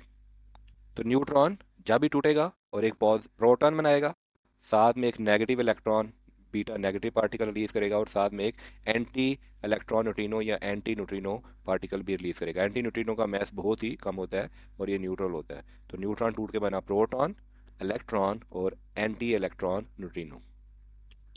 बीटा डिके जब भी होगा तो वो यहाँ तो बीटा माइनस या बीटा प्लस पार्टिकल रिलीज करेगा। जब वो इलेक्ट्रॉन रिलीज करेगा तो एंटी न्यूट्रिनो रिलीज करेगा, जो पॉजिट्रॉन रिलीज करेगा तो न्यूट्रिनो रिलीज करेगा। एक और एग्जांपल देखते हैं, कार्बन 14 जिसमें 6 प्रोटॉन थे, इसमें से एक न्यूट्रॉन टूटा और वो प्रोटॉन में तब्दील हो गया जिस वजह से इसमें 7 प्रोटॉन हो गए। और कार्बन 10 में हमारे 4 न्यूट्रॉन थे, 6 प्रोटॉन थे, प्रोटॉन ज़्यादा थे तो एक प्रोटॉन टूट के न्यूट्रॉन बना तो वो बोरॉन 10 में कन्वर्ट हो गया, साथ में न्यूट्रॉन और पॉजिट्रॉन रिलीज हो गया। जिनके अंदर न्यूट्रॉन ज़्यादा होते हैं तो न्यूट्रॉन टूट के प्रोटॉन बनाते हैं और साथ में बीटा नेगेटिव रिलीज करते हैं। ऐसे पार्टिकल बीटा नेगेटिव डिके करते हैं, और जिनमें प्रोटॉन ज़्यादा हो वो बीटा पॉजिटिव डिके करते हैं। अगर न्यूट्रॉन ज़्यादा है तो न्यूट्रॉन टूटेगा, और प्रोटॉन ज़्यादा है तो प्रोटॉन टूटेगा। न्यूट्रॉन ज़्यादा है तो बीटा नेगेटिव डिके होगा, प्रोटॉन ज़्यादा है तो बीटा पॉजिटिव डिके होगा। Standard model of particle physics में हमारा सेकंड ग्रुप है लेप्टॉन। लेप्टॉन भी हमारे एलिमेंट्री पार्टिकल्स हैं कि वो दूसरे पार्टिकल से मिलके नहीं बनते। लेप्टॉन पे या तो यूनिट पॉजिटिव इलेक्ट्रिक चार्ज होगा या वो न्यूट्रल होंगे। सबसे स्मॉल सबसे छोटा लेप्टॉन को हम कहते हैं इलेक्ट्रॉन। मोस्ट स्टेबल, तमाम लेप्टॉन में सबसे ज़्यादा जो स्टेबल है वो है लेप्टॉन, और उसके अलावा लेप्टॉन हमारे पास म्यून टा, ये ओनली एग्जिस्ट करते हैं एट हाई एनर्जी कोलिजन के बिन, और बहुत थोड़ी देर के लिए, वेरी शॉर्ट टाइम पीरियड के लिए जिंदा रहते हैं। इनकी स्पिन भी 1/2 हाफ इंटीग्रल स्पिन होती है, और ये स्ट्रॉन्ग न्यूक्लियर फोर्सेस की इंटरेक्शन नहीं करते। स्ट्रॉन्ग न्यूक्लियर फोर्सेस बाइंड होती हैं, होती हैं, वो लेप्टॉन से इंटरेक्ट नहीं करती। और लेप्टॉन हमारे न्यूक्लियस के अंदर फाउंड नहीं होते, क्योंकि लेप्टॉन जैसे ही बनते हैं वो न्यूक्लियस से रश और बाहर निकल जाते हैं with high large kinetic energy की वजह से। जैसे हमारा एक बोरियन नंबर होता है, इतना हर पार्टिकल का एक लेप्टॉन नंबर भी होता है। ये हमारा कंसेप्ट है पार्टिकल फिजिक्स का। लैप्टॉन नंबर रेफर करता है conserve the quantum number. Quantum number को कंजर्व करने के लिए हमने लैप्टॉन नंबर भी डिफाइन किए हैं। लैप्टॉन नंबर ये +1 होगा, वाल एंटी लैप्टॉन्स का नंबर -1 होगा। जो पार्टिकल लैप्टॉन्स होंगे वो +1, जो एंटी पार्टिकल एंटी लैप्टॉन्स होंगे उनका नंबर होगा -1। ये नंबर भी similar, this number is the difference between the leptons and anti leptons. Lepton और एंटी लैप्टॉन का जो फर्क है वो कहलाएगा लैप्टॉन नंबर। कुछ लैप्टॉन उनकी प्रॉपर्टीज टेबल में दी हुई है। हमारा मोस्ट स्टेबल लैप्टॉन है इलेक्ट्रॉन, जिस पे चार्ज है -1। फिर मियॉन, इसका भी -1। टॉ, इसका भी -1। इलेक्ट्रॉन न्यूट्रिनो, मियॉन न्यूट्रिनो और टॉ न्यूट्रिनो, ये हमारी फर्स्ट जनरेशन है, ये फिर हमारी सेकंड जनरेशन है और ये फिर हमारी थर्ड जनरेशन है। इन सब की स्पिन 1/2 है। और जैसे जैसे जनरेशन आगे बढ़ती जा रही है, आप देखें इनका मैथ भी इंक्रीज होता जा रहा है। इस टेबल में आप बहुत से इलेक्ट्रॉन देख रहे हैं, इलेक्ट्रॉन उनका मैथ, इन सब का मैथ यहाँ पे दिया हुआ है। स्पिन सबकी 1/2 है। इलेक्ट्रिक चार्ज, इलेक्ट्रॉन मियॉन टॉ सबका इलेक्ट्रिक चार्ज -1 है। और इलेक्ट्रॉन मियॉन टॉ के जो न्यूट्रिनो है उन पे चार्ज 0 है। इनका कोई बोरियन नंबर नहीं होता क्योंकि स्ट्रॉन्ग न्यूक्लियर फोर्स इनसे ब्लाइंड होती है। और इन सब का जो लैप्टॉन नंबर है वो है +1। इसी तरह इनके एंटी पार्टिकल्स भी हैं, एंटी इलेक्ट्रॉन, उन एंटी मियॉन, एंटी टॉ, उन सब का लैप्टॉन नंबर होगा -1। ये आपको लैप्टॉन नंबर याद करना होगा ताकि आप न्यूमेरिकल सॉल्व कर सकें। जैसे हमने रिएक्शन में स्टडी किया था कि जब भी कोई न्यूक्लियर रिएक्शन होता है उनका मास, एनर्जी, मोमेंटम ये कंजर्व होती हैं। सिमिलरली न्यूक्लियर रिएक्शन से पहले conservation laws of lepton number और बारियन नंबर ये भी कंजर्व होते हैं। न्यूक्लियर रिएक्शन से पहले और न्यूक्लियर रिएक्शन के बाद इनका लैप्टॉन नंबर और बारियन नंबर हमेशा सेम रहेगा। हमारे पास जो भी पार्टिकल इंटरेक्ट करेगा वो अकॉर्डिंग टू इन्हीं law of conservation of baryon number और law of conservation of lepton number के अकॉर्डिंग ही करेगा। और ऐसी इंटरेक्शन जो ये लॉ सेटिस्फाई नहीं कर सकती वो हमारे रियल वर्ल्ड में प्रैक्टिकली वो इंटरेक्शन नहीं हो सकती। तो हमारा ये कंजर्वेशन ऑफ लैप्टॉन नंबर और बारियन नंबर से कहता है कि lepton number of reaction both side, nuclear reaction से पहले और न्यूक्लियर रिएक्शन के बाद बोथ साइड पे जो इलेक्ट्रॉन नंबर है वो हमेशा सेम रहेगा। सिमिलरली बोरियन का भी यही रूल है कि बोरियन नंबर न्यूक्लियर रिएक्शन से पहले और न्यूक्लियर रिएक्शन के बाद बोथ साइड पे लाजमी है कि सेम रहे। अगर वो सेम नहीं है तो वो रिएक्शन हमारे रियल वर्ल्ड में पॉसिबल नहीं है। एग्जाम्पल 14.2 शो करें कि बीटा पॉजिटिव डिके और बीटा नेगेटिव डिके ये conservation of charge, conservation of lepton number और कंजर्वेशन बोरियन नंबर को फॉलो करता है। हम पहले करते हैं बीटा नेगेटिव डिके, जिसमें न्यूट्रॉन टूट के प्रोटॉन, इलेक्ट्रॉन और एंटी न्यूट्रिनो में तब्दील हो जाता है।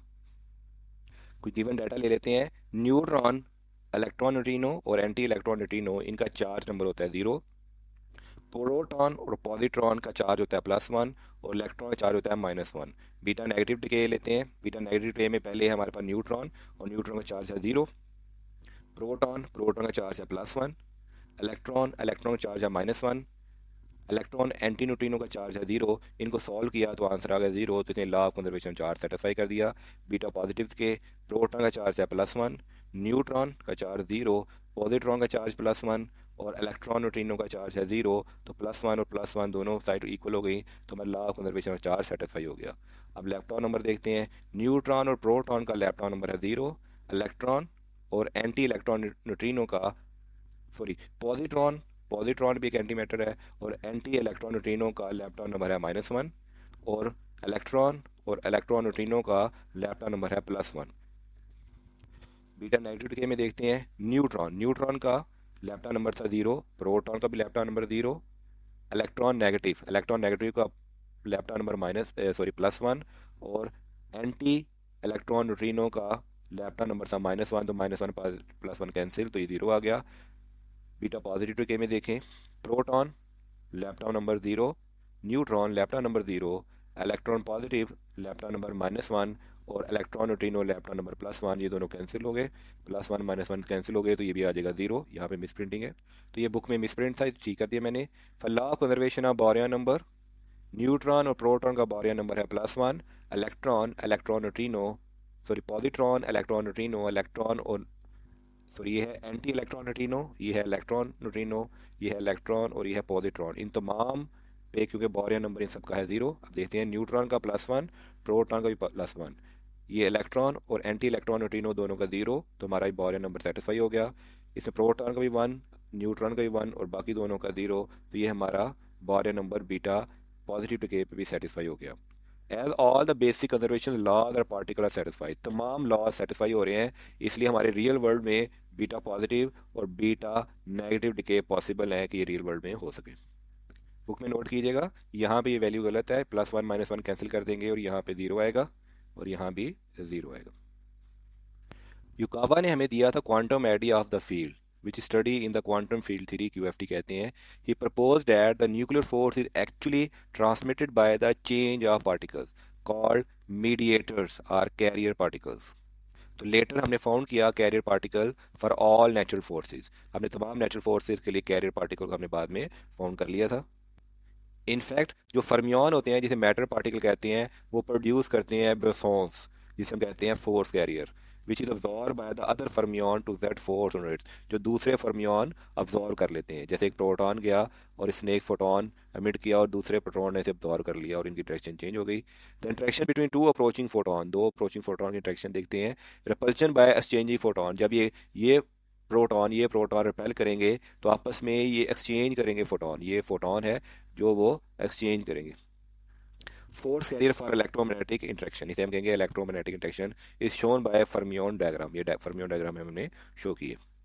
तो क्वांटम फील्ड थ्योरी के में क्या प्रपोज किया गया था कि nuclear forces are actually transmitted, nuclear forces transmit होती हैं एक्सचेंज ऑफ पार्टिकल, जिसे हम कहते हैं मीडिएटर्स या कैरियर पार्टिकल्स।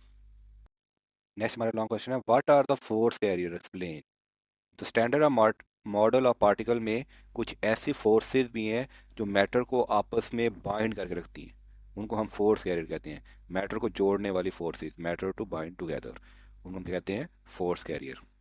मैटर पार्टिकल जितनी भी इंटरेक्शन कहते हैं उसकी इंटरेक्शन करते हैं, वो mainly 4 type of fundamental forces करते हैं। जो न्यूक्लियस में इंटरेक्शन होती है उसे हम कहते हैं स्ट्रॉन्ग न्यूक्लियर फोर्सेस। फिर हमारे बेसॉन्स हैं, वो वीक न्यूक्लियर फोर्स अट्रैक्ट करते हैं, जिन पे चार्ज हो वो इलेक्ट्रोमैग्नेटिक फोर्स करती है। और लास्ट हमारी ग्रेविटेशनल फोर्स है, ग्रेविटी, जो मैथ इफेक्ट करती है।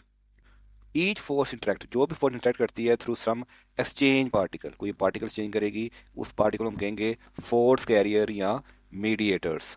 Following 4 particle are gauge bosons that form the force carrier, ये 4 पार्टिकल है जो गेज बेसॉन है, जिसमें से हमारे पास है फोटॉन, फोटॉन, फिर है हमारे पास ग्लूऑन, फिर जेड बेसॉन और फिर डब्ल्यू बेसॉन्स। ये 4 मेन गेज बेसॉन है हमारे पास, पार्टिकल फोर्स कैरियर है। इन्हें हम वेक्टर बेसॉन्स भी कहते हैं। फोर्स कैरियर की जो स्पिन होती है 0 1 2 एंड सो ऑन होती है। यूनिफाइड इलेक्ट्रोवीक स्पिन 1 होगी। नेम देख लें, photon, W minus boson, W positive boson and Z neutral boson. इनका मैथ देख लें, फोटॉन का कोई मैथ नहीं होता, इस पर कोई चार्ज नहीं होता। बाकी तीनों के मैथ दिए हुए हैं, डब्ल्यू माइनस का चार्ज -1 है, डब्ल्यू प्लस का चार्ज +1 है, और जेड बेसॉन न्यूट्रल न्यूट्रल है। उसके बाद स्ट्रॉन्ग कलर स्पिन +1 में हमारे पास है ग्लूऑन। ग्लूऑन का भी कोई मैथ नहीं होता और कोई चार्ज नहीं होता। इस टेबल में भी आप उनकी प्रॉपर्टीज देख सकते हैं, साथ में हाफ लाइफ भी दी हुई है। हिग्स बोसॉन की स्पिन और चार्ज नहीं होती, इसका मैथ 125 यहाँ दिया हुआ है, हाफ लाइफ दी हुई है। और ये मुख्तलिफ particle photon, W minus plus Z gluon इस टेबल में दिया हुआ है, standard model of boson. Boson 3 किस्म की इंट्रैक्शन करते हैं।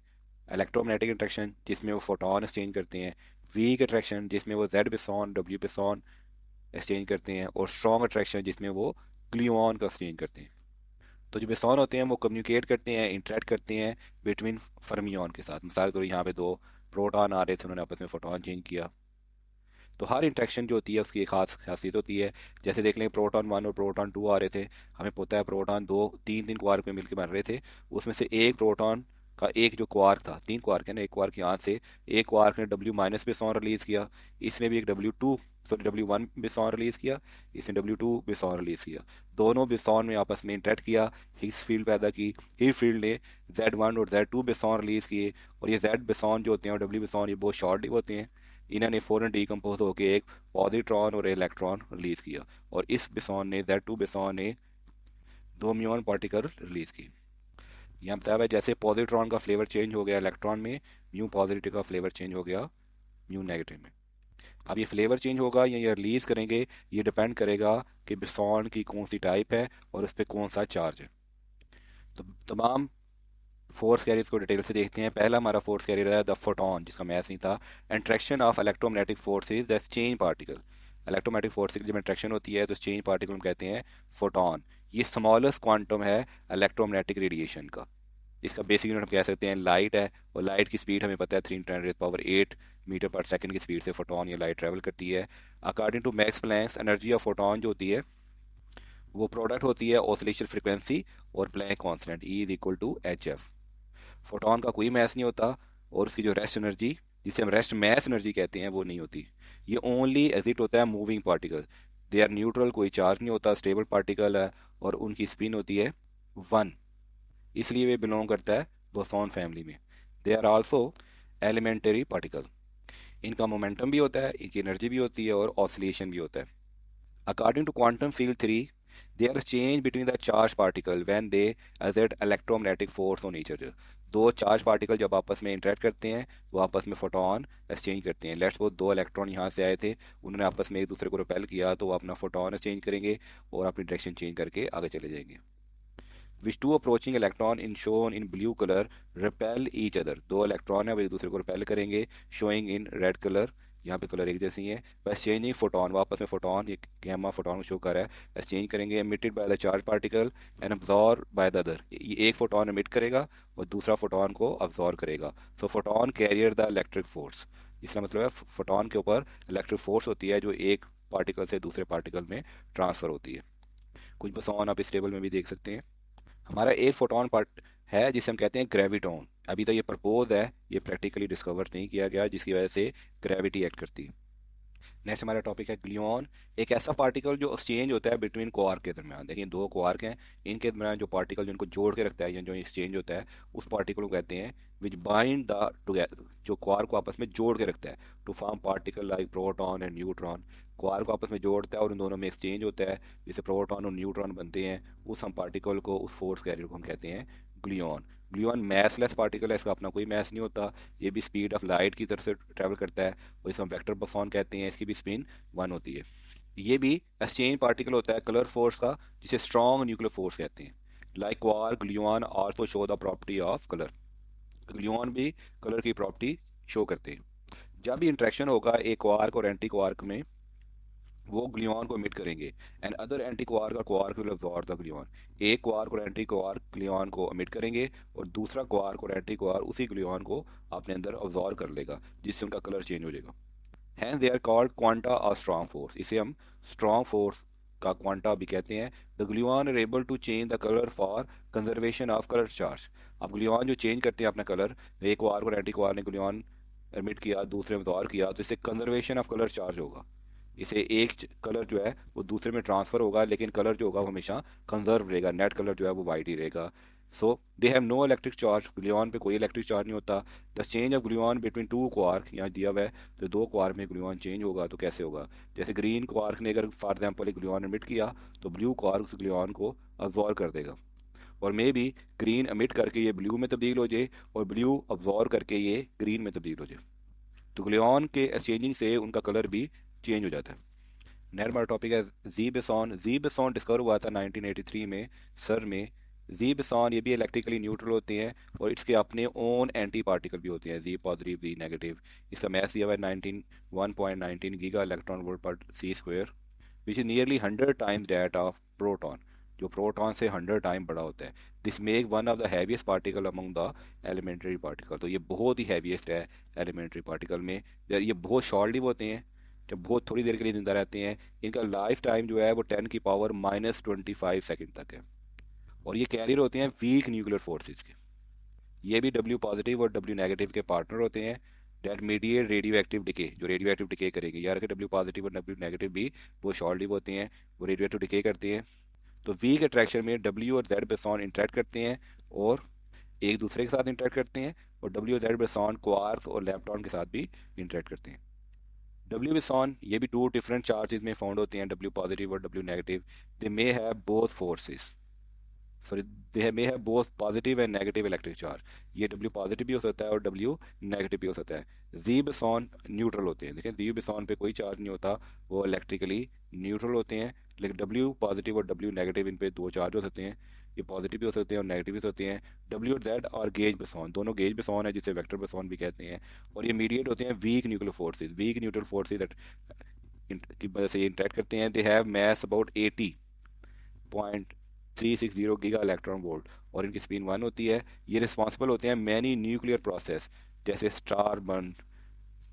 ये बहुत ही शॉर्टली पार्टिकल है। इनका लाइफ टाइम 3 × 10⁻⁻25, तकरीबन वही है 3 × 10⁻⁻25 सेकंड होता है। They do not have their anti particle, इनके एंटी पार्टिकल नहीं होते। डब्ल्यू पॉजिटिव और डब्ल्यू नेगेटिव पहले ही है, इनके एंटी पार्टिकल नहीं होते। नेक्स्ट हमारा है हिग्स बोसॉन। 1964 तक ये कंसीडर किया जाता था कि मैथ जो पार्टिकल का वो इंट्रिंसिक प्रॉपर्टी है, उनकी अपनी प्रॉपर्टी है। लेकिन 1964 में पीटर हिग्स ने प्रपोज किया पार्टिकल, एक ऐसा पार्टिकल जो रिस्पॉन्सिबल है मैथ ऑफ मैटर, जिसे कहा हिग्स बोसॉन, कि मैटर को ये मैथ देता है। उस पार्टिकल का नाम रखा उन्होंने हिग्स बोसॉन। इन जुलाई 212 में sir this particle experimentally confirm. तो 212 में 212 में सर ने ये पार्टिकल को एक्सपेरिमेंटली कंफर्म कर लिया। हिग्स पार्टिकल है द मास कितना होता है 124.97 गीगा इलेक्ट्रॉन वोल्ट पर सी square, 130 time more massive than proton. In fact, Peter Higgs gave the idea of new type of field called Higgs field. Peter ने एक नई फील्ड का आइडिया दिया था जिसे हिग्स फील्ड कहते हैं। दैट फील्ड इन द जिसमें पूरी यूनिवर्स में फील्ड हुई हुई है और ये पार्टिकल को मैस देती है। ठीक है ना, ये एलिमेंट्री पार्टिकल को मैस ये फील्ड देती है, इसको हमने कहा स्केलर फील्ड। तो हिग्स बोसॉन ये वेव होती है इस फील्ड के अंदर। It has zero spin, zero electrical charge और नो स्ट्रॉन्ग फोर्स इंट्रैक्शन। जितने भी ऊपर वाले फोर पार्टिकल है के boson that are form by force carrier, while Higgs boson is a elementary particle.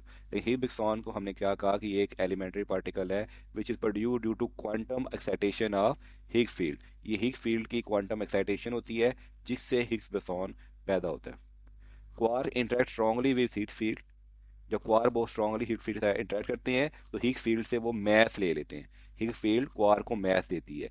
Electron lepton ये बहुत थोड़ा इंटरेक्ट करते हैं हीट फील्ड के साथ, ठीक है। So they are extremely light particle. Quark ज़्यादा इंटरेक्ट करते हैं, प्रोटॉन क्वार ज़्यादा इंटरेक्ट करते हैं, इसलिए क्वार का ज़्यादा मैस है। इलेक्ट्रॉन या जो लेप्टॉन है ये बहुत कम इंटरेक्ट करते हैं हीट फील्ड के साथ, इसलिए इनका बहुत कम मैस है। फोटॉन हीट फील्ड के साथ इंटरेक्ट ही नहीं करते, ठीक है ना, इसलिए फोटॉन का अपना कोई मैस नहीं होता।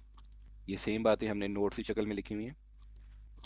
जब पार्टिकल मूव करते हैं हीट फील्ड में तो एक्सपीरियंस करते हैं drag force similar to the moving through the viscous medium.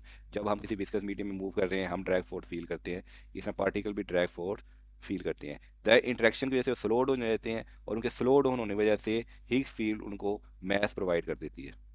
जितना ज़्यादा पार्टिकल इंटरेक्ट करेगा हीट फील्ड के साथ उतना ही ज़्यादा उसका मैस होगा। नेक्स्ट हमारा पार्टिकल है ग्रेविटॉन। ये थ्योरेटिकली एक propose idea force carrier of gravity, कि ग्रेविटी का फोर्स कैरियर है, ये अपने प्रैक्टिकल भी डिस्कवर नहीं किया। A graviton transfer gravitational force particle like this is the known as gauge boson. तो ग्रेविटॉन ट्रांसफर करते हैं ग्रेविटेशनल फोर्स जैसे दूसरे गेज बोसॉन करते हैं from its field. Graviton have never been observe, आज तक ऑब्जर्व नहीं किया गया, ना डायरेक्टली ना indirectly. However they have been several theories that use graviton, बहुत ज़्यादा थ्योरीज पेश की गई हैं जिस हमने ग्रेविटॉन को बताया हुआ है to explain the certain phenomena. इस फिनोमिना को एक्सप्लेन करने के लिए बहुत ज़्यादा थ्योरी को इस्तेमाल किया गया है जिसमें हमने एक फोर्स कैरियर ग्रेविटॉन का जिक्र किया गया, ये भी डिस्कवर नहीं हुआ। होमर साइफोन ये सिम्पसन के कार्टून है makes his boson prediction 14 year before he discover in the 1998 episode visit of evergreen terrace. Homer decides to become an inventor and it's pictured in front of blackboard with a complex equation in one scene. in 1998 के एक Simpson के cartoon में ये Simpson एक complex equation दे रहा है, ठीक है ना। This equation predict the mass of Higgs boson. इसी इक्वेशन की वजह से प्रेडिक्ट किया उसने मास ऑफ हिग्स बोसॉन, ये कार्टून में पहले आ चुका था। याद रखिए कार्टून का एपिसोड 1998 में आया था, लेकिन हिग्स फील्ड और हिग्स बोसॉन का आइडिया जो प्रपोज किया गया था वो 1964 में किया गया था और ये डिस्कवर 212 में हुए थे। Next my long question, what is particle annihilation? Discuss these two cases. Einstein famous mass energy equation tell us that mass can be converted into energy. Positron और इलेक्ट्रॉन को कंबाइन करें तो ये एनर्जी में convert हो सकता है, vice versa energy को हम कन्वर्ट कर सकते हैं मैस में। आप इस स्लाइड में देख सकते हैं एक पॉजिट्रॉन और एक इलेक्ट्रॉन आपस में एनिहिलेट हुए हैं और इन्हें दो अपोजिट डायरेक्शन में गैमा रेस या एनर्जी प्रोड्यूस की है।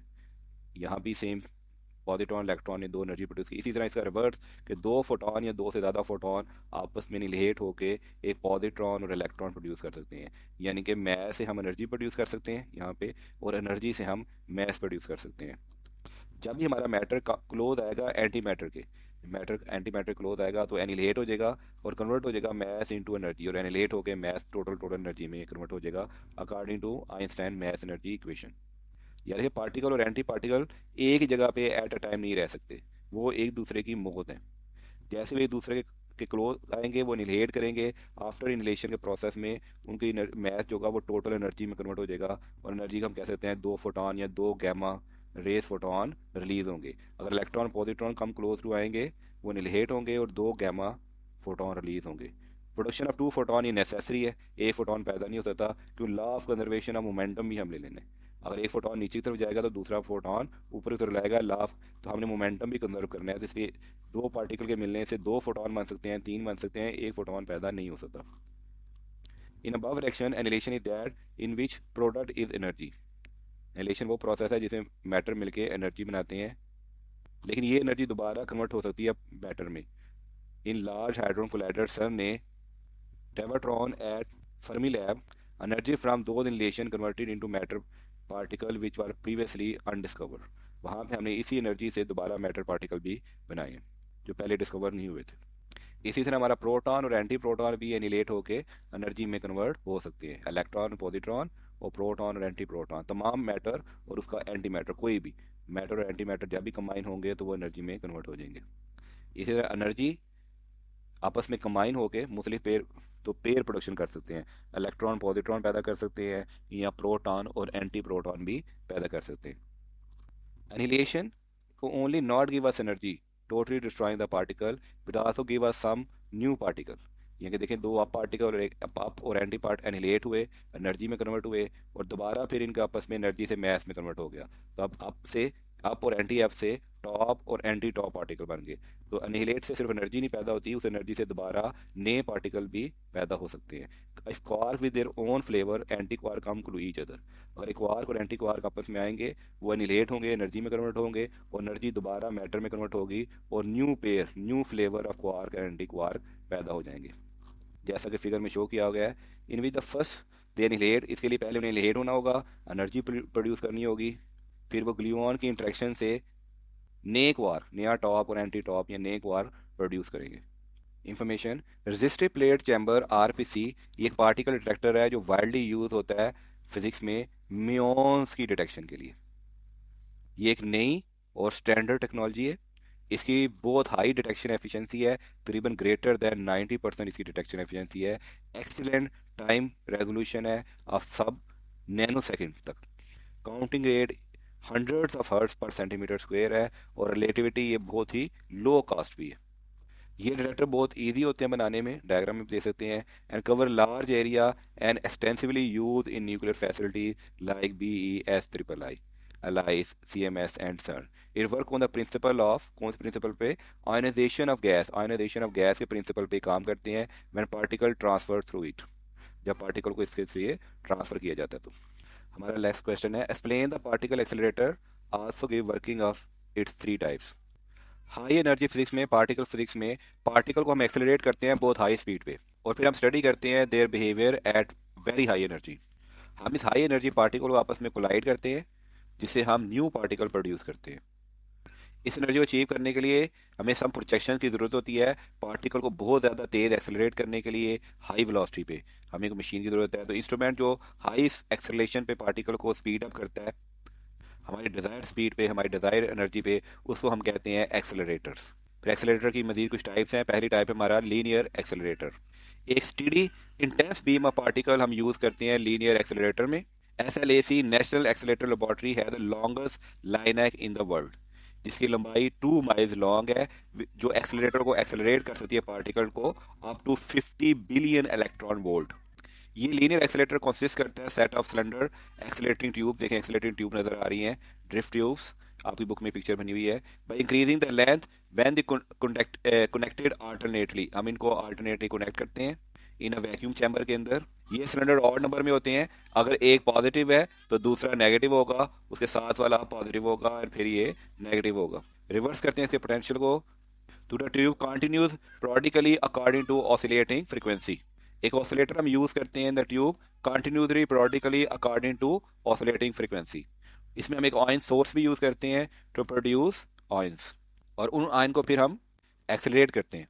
इस एक्सेलरेटर बीम चार पार्टिकल में एक ड्रिफ्ट ट्यूब होती है जो टारगेट की तरफ लेके जाती है। इसमें सबसे बड़े वाला लार्ज हाइड्रोन कोलाइडर सन है यूरोप में। मोस्ट पावरफुल सिक्रोट्रॉन एक्सेलरेटर है पूरी दुनिया में। It move the particle like proton and other matter at a very high speed enough which is almost close to the speed of light. ये प्रोटॉन और दूसरे particle को बहुत हाई स्पीड या स्पीड ऑफ लाइट के तक accelerate कर देते हैं। लार्ज हाइड्रोजन कोलाइडर में प्रोटॉन को एक्सेलरेट किया जाता है very high speed near to speed of light और फिर उसको कोलाइड किया जाता है। इस कोलिजन से massive particle like Higgs boson, torque, quark और दूसरे पार्टिकल प्रोड्यूस होते हैं क्योंकि प्रोटॉन टूट जाता है। इसके अंदर एबिलिटी है एक्सेलरेट करने की पार्टिकल को 6.5 ट्रिलियन इलेक्ट्रॉन वोल्ट। नेक्स्ट हमारा है synchrotron accelerator. Synchrotron accelerator is also called heavy lifter और सर्कुलर एक्सेलरेटर। ये हम डायग्राम में देख सकते हैं। इसमें वही प्रोसेस यूज हुआ है लेकिन इसमें हम पार्टिकल को सर्कुलरली एक्सेलरेट करते हैं। ये भी हाईएस्ट एनर्जी एक्सेलरेटर है वर्ल्ड में। These accelerator have close pathway to move the particle. ये क्लोज पाथवे है पार्टिकल को मूव करने के लिए इन द रिंग। जो भी पार्टिकल हम इसमें एंटर करेंगे वो again and again circular path में वैक्यूम पाइप के अंदर मूव करता जाएगा अगेन अगेन और उसकी वेलोसिटी आस्ता आस्ता तेज होती जाएगी। रेडियो फ्रिक्वेंसी कैविटीज हैं eight interval around the rings. Her radio frequency cavities हैं इसमें इंटरवल में अराउंड द रिंग। ये हर इंटरवल के बाद उसकी स्पीड को इंक्रीज कर देंगी। And magnet create electromagnetic field to bend the particle. और साथ में हमने ये इलेक्ट्रोमैग्नेट लगाए हुए हैं। इलेक्ट्रोमैग्नेट यहाँ पे रेड रेड कलर के नजर आ रहे हैं। ये हर पार्टिकल को एक मोशन के बाद बेंड करते जाएंगे ताकि पार्टिकल सर्कुलर मोशन में मूव करता रहे।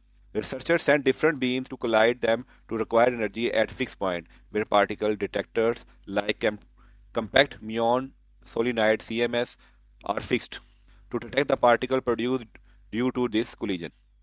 तो जो भी यहाँ पे कोलिजन हो गई है पार्टिकल यहाँ पे इंजेक्ट हुआ है वो रोटेट करना शुरू कर दिया और यहाँ पे फिर एमर्जिंग बीम को हमने यहाँ पे डिटेक्टर लगाए हुए हैं। जो भी डिटेक्ट होगा कोलाइड होगा उसके पार्टिकल टूटेंगे वो सब डिटेक्टर यहाँ पे डिटेक्ट हो जाएंगे। डिटेक्टर की मदद से यहाँ पे डिटेक्ट हो जाएंगे।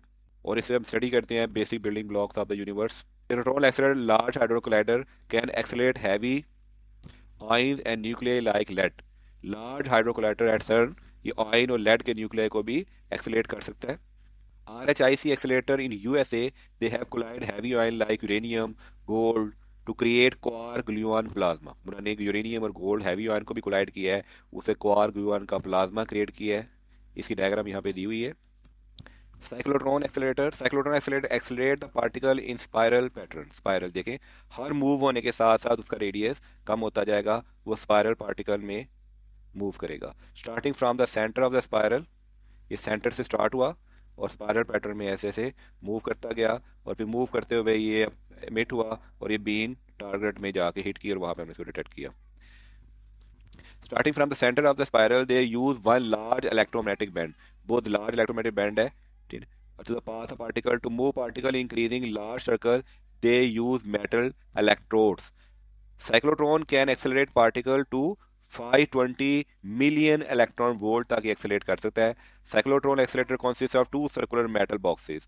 दो सर्कुलर मेटल बॉक्स होते हैं जिसको हम कहते हैं डीज जो आपस में एक दूसरे के साथ सेपरेट होते हैं और कनेक्टेड होते हैं to the radio frequency oscillator of frequency 10⁻⁷ इसका अल्टरनेटिव पोटेंशियल होता है 10 किलोवाट जो इस डाइस के दरमियान हम अप्लाई करते हैं। इंफॉर्मेशन देखते हैं। जैसे हमारे पास वेरी हाई एनर्जी इलेक्ट्रॉन एक एटम में नहीं रह सकते और इलेक्ट्रॉन और आयन फाउंड होते हैं सिर्फ प्लाज्मा में आयन होते हैं या इलेक्ट्रॉन होते हैं एटम नहीं होते। सिमिलरली इसी तरह at very high energy baryonic matter get the some plasma. जितना भी बोरियोनिक मैटर है वो प्लाज्मा की फॉर्म में कन्वर्ट हो जाता है उसको हम कहते हैं क्वार्क ग्लूऑन प्लाज्मा। जितने भी बोरियन है वो टूट जाएंगे और क्वार्क ग्लूऑन का प्लाज्मा बनाएंगे। ये डायग्राम में नजर आ रहा होता है। At high temperature soup that made the universe just been after the big bang. ये बिल्कुल वैसा ही है वैसे ही एक सूप की तरह जैसे बिग बैंग के बाद एक सूप बना था ऐसे क्वार्क ग्लूऑन का प्लाज्मा का सूप तैयार हो जाता है। It is state that baryonic matter जो बोरियोनिक मैटर है in which at very high energy quark और gluon no more confined to each other due to strong force rather they get free from strong attraction. तो वो एक दूसरे quark और gluon एक दूसरे से कंफाइंड नहीं होते एक दूसरे में बिल्कुल मिक्स हो जाते हैं ठीक है ना। और वो स्ट्रॉन्ग न्यूक्लियर अट्रैक्शन से बिल्कुल आज़ाद हो जाते हैं। कोई फर्क नहीं रह जाता कि कौन सा ग्लूऑन है और कौन सा क्वार्क है। हम अपने साइक्लोट्रॉन एक्सेलेरेटर की तरफ वापस आते हैं। अल्टरनेटिव पोटेंशियल होता है 10 kilowatt is applied between the dice. They can draw particle from different parts of the accelerator at different energy. Source of ion is placed in the middle, which ion move outward. Ion का source हम middle में apply करते हैं, जो outward spiral path में apply होता है, और उसको हम कंट्रोल करते हैं अप्लाइड इलेक्ट्रिक और मैग्नेटिक फील्ड की मदद से। यहाँ पे हमने इलेक्ट्रोमैग्नेटिक फील्ड में से कंट्रोल किया है, इसको स्पायरली इसको इसकी वेलोसिटी को इंक्रीज करते जाते हैं और फिर हम इसको टारगेट पे जाके हिट कर देते हैं। हमारा long question, last long question है, detail the uses of linear and circular particle accelerator. Particle accelerator को सिर्फ रिसर्च के लिए नहीं यूज़ किया जाता, इसके अलावा हम इसे मेडिकल फील्ड में भी यूज़ करते हैं। लीनियर एक्सेलरेटर ये यूज़ होता है मेडिकल आइसोटोप्स प्रोड्यूस करने के लिए। ये क्रिएट करता है, बीम क्रिएट करता है रेडिएशन फॉर कैंसर ट्रीटमेंट के लिए। Electron linac for cancer therapy, ये most common type of particle accelerator use होता है कैंसर की ट्रीटमेंट के लिए। The serve as injector of high energy accelerator, they generate X rays. High energy accelerator से X ray generate की जाते हैं, हाई एनर्जी इलेक्ट्रॉन जनरेट किए जाते हैं और उसे रेडिएशन थेरेपी यानी रेडिएशन की मदद से कैंसर के सेल को किल करने के लिए इस्तेमाल किया जाता है। जैसे कोबाल्ट 60 से हम गैमा प्रोड्यूस करके कैंसर के सेल को किल करते हैं। साइक्लोट्रॉन एक्सेलरेटर को यूज़ किया जाता है high energy environment to study the building blocks of our universe. High energy environment create किया जाता है और हम हमारे यूनिवर्स के जो बिल्डिंग ब्लॉक्स हैं, क्वार्ट्स है, ग्लूऑन है, हिग्स बोसॉन है, उनको स्टडी करने के लिए यूज़ किया जाता है। हिग्स बोसॉन को भी इसी में डिस्कवर किया गया था। मेडिकल फील्ड में ये यूज़ होती हैं cell biology, crystallography, high resolution imaging, cancer radiation therapy में। और एनवायरमेंटल साइंस में यूज़ होते हैं टॉक्सिकोलॉजी, क्लीन कम्बस्शन में, एटमॉस्फेरिक रिसर्च में। इनको हम एग्रीकल्चर में, मिनरल एक्सप्लोजन में, इंजीनियरिंग और फोरेंसिक्स में भी इस्तेमाल करते हैं।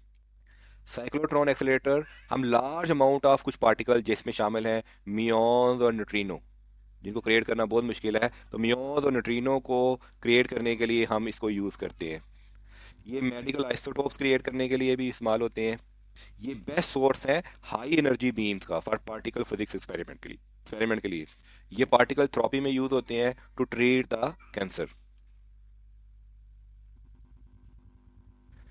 नेक्स्ट हमारी एग्जांपल है 14.3, जिससे जो एक मुश्किल एग्जांपल थी इसलिए हमने उसकी वीडियो बना के पहले ही अपलोड कर दी थी। आपको वो इसी प्लेलिस्ट में मिल जाएगा। काइंडली जाते जाते हमारे चैनल को सब्सक्राइब कीजिएगा और अपना ख्याल रखिएगा। फी अमान अल्लाह, अल्लाह हाफिज़।